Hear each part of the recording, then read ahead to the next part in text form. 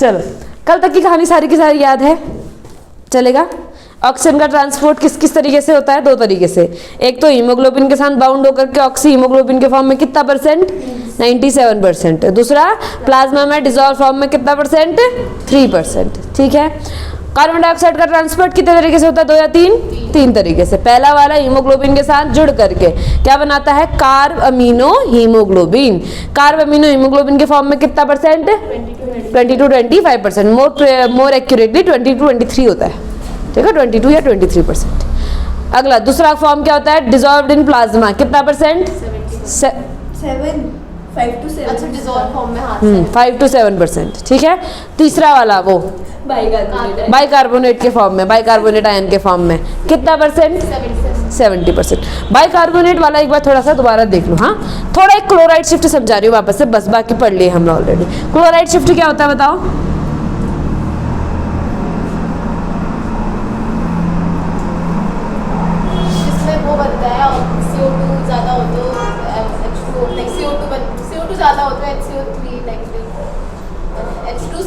बहुत ही गजब। वो थोड़ी है क्लोराइड शिफ्ट। हाँ, सोडियम कार्बोनेट वो भी नहीं है क्लोराइड शिफ्ट। क्लोरीन निकलता है। हाँ, क्लोरीन अंदर आता है, कार्बोनेट बाहर जाता है, वो है क्लोराइड शिफ्ट। ठीक है। तो हमारे पास कार्बन डाइऑक्साइड खूब सारा है, वाटर के साथ मिक्स होगा कार्बोनिक एनहाइड्रेस के प्रेजेंस में। एंजाइम चाहिए इसके लिए, तो क्या बनेगा? H2CO3। H2CO3 ब्रेक होगा H पॉजिटिव आयन में और HCO3 नेगेटिव आयन में। अब आरबीसी के अंदर इसका कंसंट्रेशन ज्यादा हो जाएगा, तो इसको बाहर फेंका जाएगा डिफ्यूजन के थ्रू, तो ये जाएगा यहाँ से बाहर। बाहर हमारे पास में प्रेजेंट है NaCl, सॉल्ट होता है ना हमारे ब्लड में। NaCl में क्या होता है? Na positive Cl negative. जैसे ही HCO3 बाहर आया, Na ने बोला भैया तुम नेगेटिव हम पॉजिटिव, चलो साथ मिले, बन गया NaHCO3 salt, sodium bicarbonate salt. ठीक है। तो बाहर का पीएच में कोई डिस्टरबेंस आएगा क्या? पहले ही भी सॉल्ट था, अब भी सॉल्ट है, कोई फर्क आया नहीं। जो यहाँ का Cl है ये अंदर जा करके हाइड्रोजन के साथ बोलेगा भैया चलिए हम आपसे जुड़ जाते हैं, क्लोरीन अंदर आ जाएगा, बन जाएगा HCl। क्या यहाँ पर भी कोई डिफरेंस आएगा एसिडिटी में? ये HCl है एसिड, लेकिन अभी बाउंडेड फॉर्म में H पॉजिटिव रिलीज होगा तब एसिडिक नेचर आएगा इसका। ठीक है। वरना ये क्या होगा? Cl नेगेटिव आ गया अंदर, और ये Cl नेगेटिव और HCO3 का जो ये रिप्लेसमेंट चल रहा है, एक्सचेंज चल रहा है, इसको बोलते हैं क्लोराइड शिफ्ट। तो ये HCl बनने से कोई फर्क नहीं, अंदर कंपाउंड फॉर्म में बैठा हुआ वो आराम से, फिर जब ये वापस अंदर आएगा तो ये बाहर चल जाएगा, नो दिक्कत, चलेगा। इस प्रोसेस को क्या बोलते हैं? Chloride shift. Cl आएगा अंदर, NaCO3 तो ये तो बाहर गया है ना, HCO3 अंदर था बाहर गया, Cl बाहर था अंदर आ गया, क्लोराइड शिफ्ट। तो ये कभी बाहर नहीं जाएगा। अब जब वापस इसने टूटना होगा CO2 में, फिर ये सेम रिएक्शन उल्टी बढ़ जाएगी, ये वापस अंदर आएगा, फिर इसको ब्रेक करा जाएगा, CO2 बाहर निकल जाएगा, क्लोरीन उस समय पे बाहर आ जाएगा, Na के साथ जुड़ जाएगा वापस। हाँ, पूरी रिएक्शन रिवर्स, कंप्लीट रिवर्सल। पहले Na के साथ HCO3 जुड़ा है, CO2 बाहर निकलना होगा, फिर Na के साथ Cl जुड़ेगा। जो भी तुम कर रहे हो अभी उसका बिल्कुल उल्टा होगा सब कुछ। ठीक है। सबसे पहले ये अंदर ये टूटेगा, HCO3 नेगेटिव वापस से अंदर आएगा, HCO3 नेगेटिव अंदर आएगा तो उसके बदले क्लोरीन बाहर चले जाएगा। पहले ही ब्रेक होगा Na पॉजिटिव हाँ, नेगेटिव, उसके बाद वो अंदर आएगा, जुड़ेगा, फिर H2CO3 बनेगा, फिर CO2 बाहर निकलेगा। जी। हाँ, बस। ये भी कार्बनिक एनहाइड्रेस की प्रेजेंस में ही होगा। और ऐसा कब होगा, कैसे पता चलेगा इसको कि मुझे अब टूट जाना चाहिए? Partial pressure of carbon dioxide कम होगा तो टूटेगा HCO3, और अगर ज्यादा होगा तो बनेगा H2CO3। ठीक है। अगर कार्बन डाइऑक्साइड ज्यादा होगा तो यहाँ जाएगा ताकि कार्बन डाइऑक्साइड का अमाउंट कम हो जाए, अगर कार्बन डाइऑक्साइड का अमाउंट कम हो गया तो फिर वापस कर लेगा कि भैया बाहर बनो, कार्बन डाइऑक्साइड बनो और निकलो यहाँ से लंग के थ्रू बाहर। ठीक है। तो ये बनने वाली प्रोसेस होगी टिश्यू में और टूटने वाली प्रोसेस होगी लंग्स में। तो ध्यान रहेगी सारी बातें, चल जाएगा। 100 ml ऑफ ब्लड कितना कार्बन डाइऑक्साइड को ट्रांसफर करता है? 4 ml। 100 ml ऑफ ब्लड कितना ml ऑफ ऑक्सीजन को ट्रांसफर करता है? 5 ml। एक 1 ग्राम था ना, हाँ 1 ग्राम हीमोग्लोबिन कितना ऑक्सीजन को कैरी करता है? 1.34 ml को। 1 ग्राम हीमोग्लोबिन 1.34 ml को कैरी करता है, ठीक है। हो गया फिर कहानी इतनी है। अब हम रेगुलेशन के ऊपर में आते हैं, ये कल की कहानी है, ठीक है। अब हम आएगा हमारा नया टॉपिक रेगुलेशन ऑफ रेस्पिरेशन। इधर आएगा ब्रेन का खेल। अच्छा ब्रेन तो पढ़े हो तुम, सुंदर फोटो भी बनाई थी बल सर ने, जब मेरे से बनेगी नहीं, ठीक है। चलो फिर भी एक बार देख लेते हैं। ऐसा चोंच होता है, फिर ऐसा दिमाग होता है, ऐसा डंडी जैसा होता है यहाँ पर पे। बस मैं इतना ही बनाने वाली हूँ, तुमको क्या लग रहा है पूरा का पूरा थोड़ी बताऊंगी। कितना अच्छा डक है। चलो है तो होता तो ब्रेन चौंच जैसा ही है ना शुरू में, मेरी डक बन गई थोड़ी सी। इट इज ऑल राइट, ठीक है। इस वाले पार्ट को हम बोलते हैं मिड ब्रेन, इस वाले पार्ट को हम बोलते हैं हिंड ब्रेन। ये पूरा है पूरा फोर ब्रेन। फोर ब्रेन इधर, मिड ब्रेन इधर, हिंड ब्रेन इधर नहीं होता, ठीक है। ये फोर ब्रेन, ये मिड ब्रेन, ये हिंड ब्रेन नहीं होता है। ये पता चल गया था। बहुत सारे बच्चे ऐसा ही मानते थे, तुझे पता था? पक्का? ठीक है। बहुत सारे बच्चे होते हैं ना 9th 10th 11th तक भी उनको ऐसे लगता है ये फोर ब्रेन, ये मिड ब्रेन, ये हिंड ब्रेन। 10th तक हमको भी लगता था, 10th में गलत ब्रेन मुझे ये लगता था कि फोर ब्रेन ही होगा, हाइंड ब्रेन ही होगा, मिड ब्रेन उनके बीच में कहीं होगा। ये नहीं होगा मतलब यहाँ बट कहीं तो होगा। ये पूरा फोर ब्रेन, यहाँ पर पे मिड ब्रेन, नीचे ये कॉर्ड जो है ये क्या है? हिंड ब्रेन है, ठीक है। यहाँ पर पे ना एक ऐसे करके ये वाला जो ये स्टॉक वाला पार्ट है, इस वाले पोर्शन को हम बोलते हैं मेडुला ऑब्लांगाटा। क्या बोलते हैं? Medulla oblongata. अब मेडुला ऑब्लांगाटा के थोड़ा सा ऊपर पे क्या होता है? पॉन्स। इन्हीं दोनों का काम है यहाँ पर पे, मेडुला ऑब्लांगाटा और पॉन्स का। लोकेशन तो बता दी, फोटो मिटा दें आप। चलो यहाँ पर देखते हैं। ये है हमारा मुझे ऐसी है,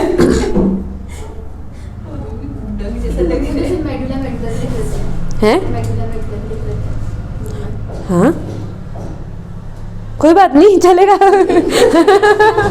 हाँ चलेगा। मेड्यूला मेड्यूसा अलग अलग होता है, ठीक है। हैं? हाँ वो पार्ट होता है, वो सारी चीज़ें हमने पढ़ने की ज़रूरत नहीं है, हमें बस ये 2 पार्ट पढ़ने। चलो बस बस बस बस बस काफ़ी, इतना बहुत है। अब हमारा जो पूरा का पूरा रेस्पिरेशन का मैकेनिज्म चल रहा है, ये रेस्पिरेशन का पूरा मैकेनिज्म ये दोनों कर रहे होते हैं, पॉन्स और मेडुला ऑब्लांगाटा। मेडुला ऑब्लांगाटा होता है रेस्पिरेटरी रिदम सेंटर, यानी कि जो रेस्पिरेशन का रिदम है, इंस्पायरेशन एक्सपायरेशन, इंस्पायरेशन एक्सपायरेशन, ये जो रिदम है इसको कंट्रोल करना किसका काम है? मेडुला ऑब्लांगाटा के रेस्पिरेटरी रिदम सेंटर का काम, ठीक है। अब रेस्पिरेटरी रिदम सेंटर में ना 2 पार्ट्स होते हैं, एक होता है वेंट्रल रेस्पिरेटरी ग्रुप और एक होता है dorsal respiratory group. Ventral respiratory group और डॉर्सल रेस्पिरेटरी ग्रुप। आप लोगों की बुक में तो नहीं, मगर इस वाली बुक में ये फोटो दी हुई है, देखो ये दिख रहा है, वेंट्रल रेस्पिरेटरी ग्रुप दिख रही है, ये है डॉर्सल रेस्पिरेटरी ग्रुप। फोटो भेज दूंगी ग्रुप में मैं तुम लोगों को, अभी इसमें तो समझ आ ही रहा है। वैसे लोकेशन कैसे पता चलती कहाँ पर है करके? चलो वेंट्रल रेस्पिरेटरी ग्रुप, क्योंकि वेंट्रल सरफेस पे है ना, वेंट्रल डॉर्सल, तो इसलिए बोलते हैं इसको वेंट्रल रेस्पिरेटरी ग्रुप, और इसको हम क्या बोलते हैं? Dorsal respiratory group. इन दोनों का काम है कोऑर्डिनेट करना, इनका काम है इन दोनों को क्या करना? रिदम को बना करके रखना, कब इंस्पायरेशन कब एक्सपायरेशन, उसके रिदम को बना करके रखना, इन दोनों का काम है।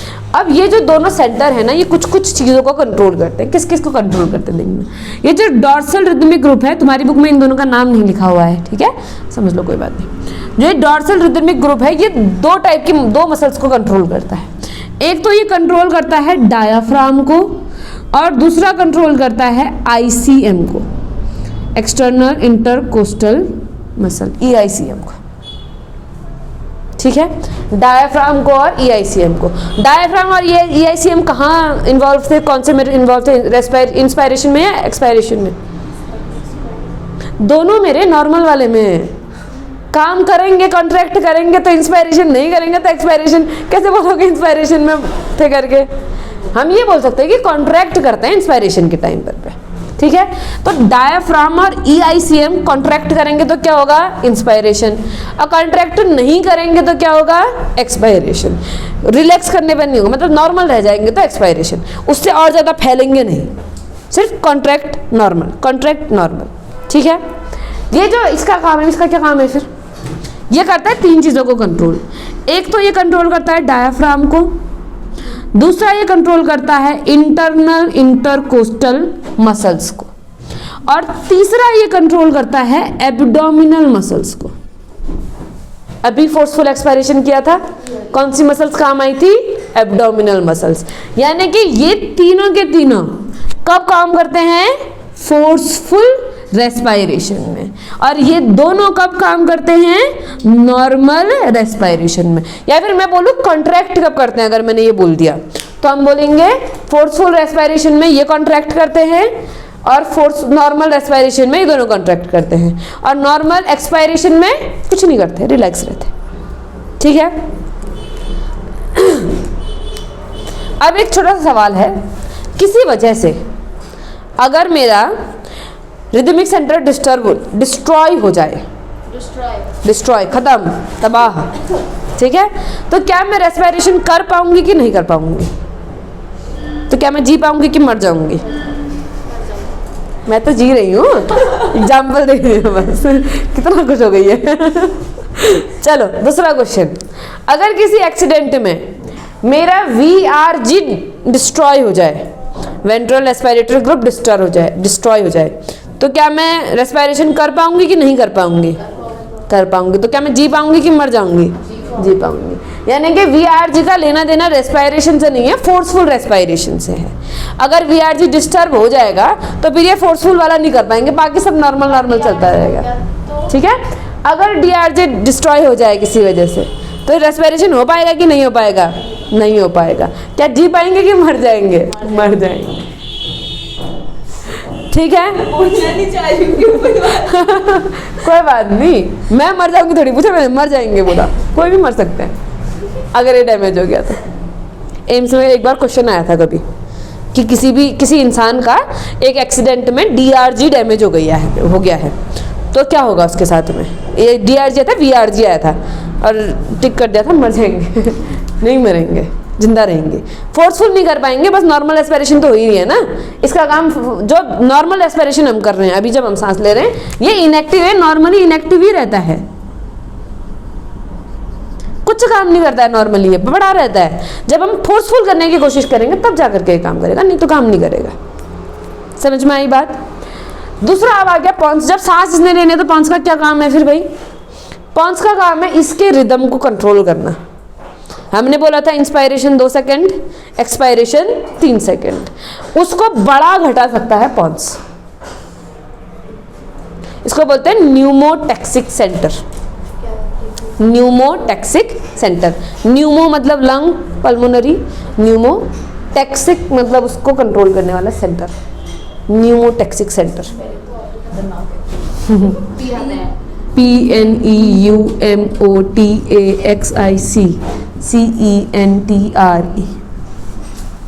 न्यूमोटैक्टिक भी बोलते हैं, न्यूमोटैक्सिक भी बोलते हैं, ठीक है। न्यूमोटैक्सिक सेंटर कहाँ प्रेजेंट होता है? पॉन्स में। अब ये क्या करता है, देखो, अगर न्यूमोटैक्सिक सेंटर काम करेगा, जल्दी रिस्पांस देगा, ज़्यादा रिस्पांस देगा, तो इंस्पायरेशन की ड्यूरेशन घट जाएगी।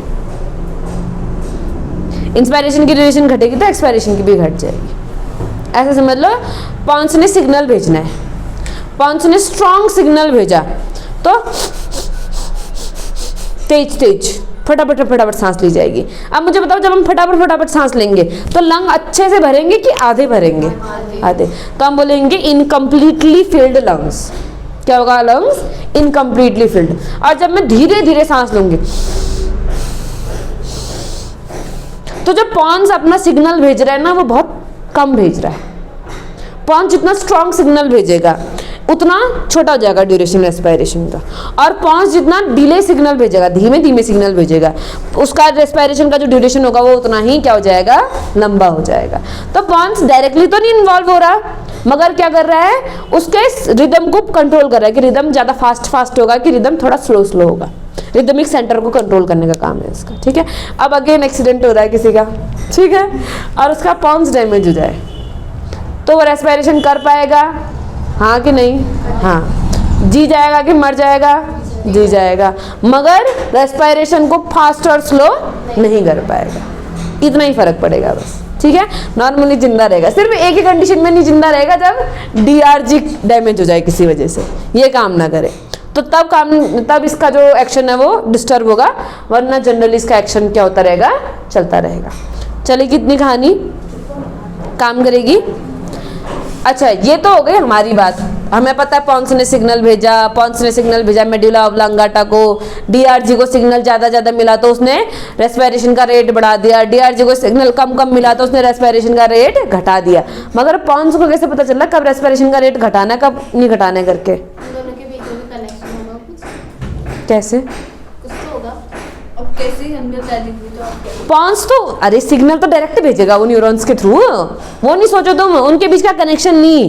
पॉन्स को कब पता चल रहा, पॉन्स को कैसे पता चल रहा है कि अब मुझे तेज करनी चाहिए स्पीड, या मुझे कम करनी चाहिए, या मुझे एक्सपायरेशन करना चाहिए या इंस्पायरेशन करना चाहिए, पॉन्स कैसे भेज रहा है सिग्नल, या DRG कैसे पता कर रहा है कि मुझे अब इंस्पायरेशन कर लेना चाहिए या फिर मुझे अब एक्सपायरेशन कर लेना चाहिए।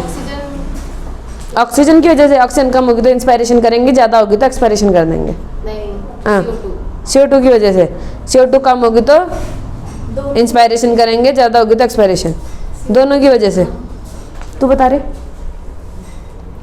50-50 हम का है जाने, हम का है कुछ नहीं पता है ना। तो देखो क्या होता है ना, हमारे पास बॉडी में कुछ कीमो रिसेप्टिव सेंटर्स हैं। कीमो रिसेप्टिव मतलब केमिकल्स को रिसीव करने वाले, कीमो सेंसिटिव सेंटर्स हैं। अब एक तो ब्रेन पर होता है तो उसको सेंट्रल कीमो रिसेप्टिव सेंटर बोलते हैं, सेंट्रल नर्वस सिस्टम में ना ब्रेन में, तो उसको क्या बोलते हैं, central chemo receptive centre. Chemo receptive centres दो हैं, एक है सेंट्रल और दूसरा है पेरिफेरल, ठीक है।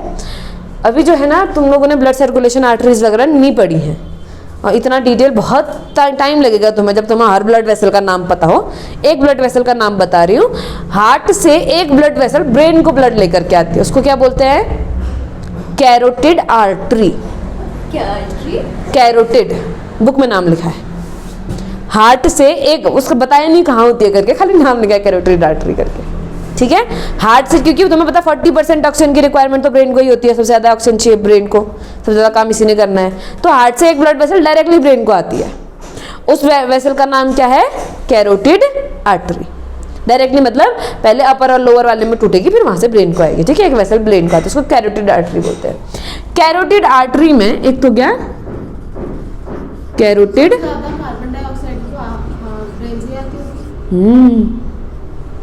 कैरोटिड आर्टरी, ठीक है। इस कैरोटिड आर्टरी में ना कुछ ऐसे कीमो रिसेप्टिव सेंटर्स प्रेजेंट होते हैं, ये सेंस करेंगे। क्या सेंस करेंगे अभी बता रही हूँ, पहले लोकेशंस याद कर लो एक बार। कैरोटिड आर्टरी, ठीक है। दूसरा एक आओर्टा नाम की चीज होती है हमारी बॉडी में।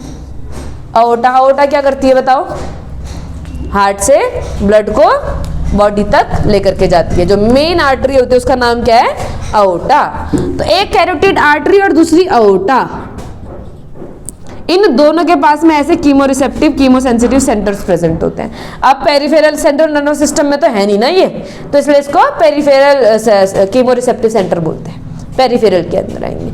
सेंट्रल के अंदर कौन आएगा, बस यही पर ही है, इसी के आसपास ही। इस रीजन पे भी कीमो रिसेप्टिव सेंटर होते हैं, जो कुछ केमिकल्स की कंसंट्रेशन को सेंस करते हैं, ठीक है। ये कहाँ होंगे, सेंट्रल नर्वस सिस्टम में, ब्रेन में, तो इसलिए इसको क्या बोलेंगे, सेंट्रल कीमो रिसेप्टिव सेंटर बोलेंगे। ये क्या करते हैं देखना, ये कुछ चीज़ों को सेंस करते हैं। अच्छा, तुम्हें पता है हमारी बॉडी में ये जो मेटाबॉलिज्म हो रहा है उसका रेट को हम बेसल मेटाबॉलिज्म रेट बोलते हैं। हमारी बॉडी के अंदर जितनी भी चीज़ें बनती हैं या टूटती हैं, उनके अगर सबके मेटाबॉलिज्म के रेट को अगर मैं ऐड करके बोलूँ, एक साथ बोलूँगी, तो मैं बोलूँगी basal metabolism rate. Basal metabolism rate. अब बेसल मेटाबॉलिज्म रेट कुछ चीज़ों से बढ़ता है, कुछ चीज़ों से घटता है। जैसे मान लो टेम्परेचर हाई हो गया तो मेटाबॉलिज्म रेट भी बढ़ जाएगा, ठीक है। ऐसे ही कार्बन डाइऑक्साइड का कंसंट्रेशन से भी फर्क पड़ेगा, ऐसे ही पीएच से फर्क पड़ेगा, ठीक है।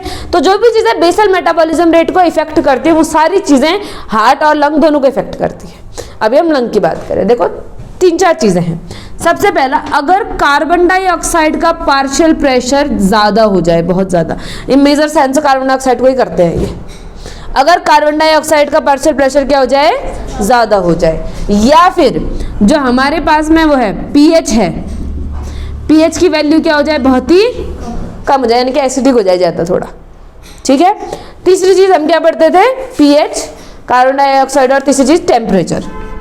अगर टेम्परेचर हाई हो जाए, इन तीनों कंडीशंस में ये जो भी कीमो रिसेप्टिव सेंटर्स हैं ये एक्टिवेट हो जाते हैं, और ये एक्टिवेट होकर के पॉन्स को सिग्नल भेजते हैं कि भैया करवाओ रेस्पिरेशन,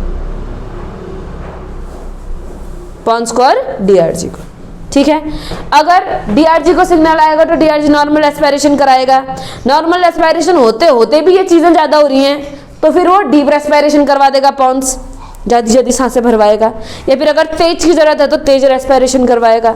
तो ये जो दोनों सेंटर्स होते हैं, सेंट्रल और पेरिफेरल कीमो रिसेप्टिव सेंटर, ये सेंटर मिल करके पॉन्स को सिग्नल देते हैं और डीआरजी को सिग्नल देते हैं कि भैया रेस्पिरेशन कब होना चाहिए, कब नहीं होना चाहिए, कब स्पीड बढ़ाओ, कब स्पीड घटाओ। तो ऐसे तो जो ये दूसरा है, ये वीआरजी, उसको भी यही देंगे सिग्नल है, क्यों उसको तो हम अपनी मर्जी उसको, हाँ वो हमारा वो है, क्या बोलते हैं उसको, वॉलेंट्री है, अपनी मर्जी से कर सकते हैं, अपनी मर्जी से कर सकते हैं। उसको सिग्नल की क्या जरूरत है? ये अभी ये तो नॉर्मल जब हम इनवॉलेंट्री कर रहे होते हैं, वॉलंटरी करेंगे तो तब हाँ, अगर फोर्सफुल एस्पिरेशन वॉलंटरी कर रहे हैं फिर तो हमारा ब्रेन ही नर्वस सिग्नल भेज रहा है, ब्रेन भी तो नर्वस सिग्नल भेजेगा, तब भी यहीं जाएगा पॉन्स डीआरजी वीआरजी में, ठीक है। जब तुम जबरदस्ती डीप सांसें ले रहे हो या सैलो सांसें ले रहे हो तब भी तो तुम ब्रेन से सिग्नल भेज रहे हो ना। ये तब किया जब नॉर्मली खुद हो रहा हो। ये पूरी मैकेनिज्म इनवॉलंटरी मैकेनिज्म है, जब तुम कुछ नहीं कर रहे हो, ठीक है, तब ये काम करेंगे। अगर तुम दिमाग से सिग्नल भेज रहे हो पॉन्स को कि भैया स्पीड बढ़ा या स्पीड घटा, मेरे को एक्सपेरिमेंट करके देखना है, तो तब तो दिमाग ही काम कर रहा है, तब तो दिमाग डायरेक्टली नर्वस सिस्टम को भेज रहा है सिग्नल, पॉन्स को भेज रहा है कि तेज करो थोड़ा या स्लो करो, ठीक है। ये जो ये कीमो रिसेप्टिव वाला काम है ये कब हो रहा है, जब तुम सांस लेने के लिए कोई मेहनत नहीं कर रहे हो, जब तुम सोच भी नहीं रहे हो सांस लेनी, फिर भी लिए जा रहे हो। सोचो अगर तुम्हारे हाथ में हो, सांस लो, दिल धड़काओ, दिल धड़काओ, खाना पचाओ, फिर तो हो गया काम है। हाँ, सबसे पहले भी यही भूलेंगे कैसे धड़काते हैं दिल, ऐसा रोज रोज धड़का के भी भूल जाएंगे। मार कह दिया मेरे हाथ से, ठीक है। तो ये सेल्फ मैकेनिज्म है। तुम अगर तुम रोकना भी चाहोगे ना, जैसे तुम लोग सांस रोको थोड़ी देर, जिसकी किसी की ज्यादा होगी लिमिट, किसी की कम होगी, लेकिन जब तुम लिमिट में पहुंच जाओगे अपनी सांस रोकने की, उसके बाद देखना जबरदस्ती सांस बाहर आ जाएगी। तुम रोकना भी चाहोगे तो भी उससे ज्यादा नहीं रोक पाओगे। क्यों? कार्बन डाइऑक्साइड का अमाउंट बहुत ज्यादा बढ़ गया है।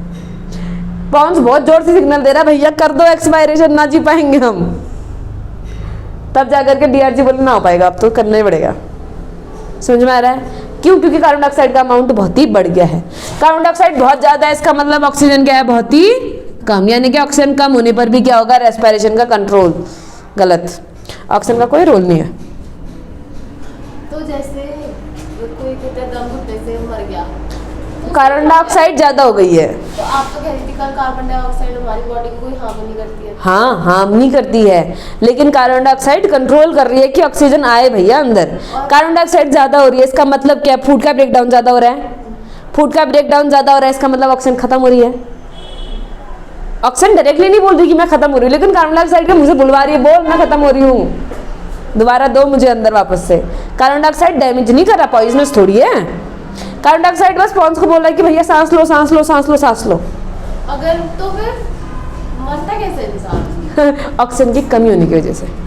ऑक्सीजन की कमी होगी, सेल्स के अंदर रेस्पिरेशन, ब्रेकडाउन ऑफ फूड खत्म, फूड का ब्रेकडाउन खत्म तो एनर्जी का बनना खत्म, एनर्जी का बनना खत्म तो सेल्स डेड। 1-2 मिनट के अंदर ही हो जाता है ये सब। नहीं, टाइम लगता है। क्यों, मतलब जैसे किसी का मुंह दबाया तो मूवी वाला सीन तो अलग है।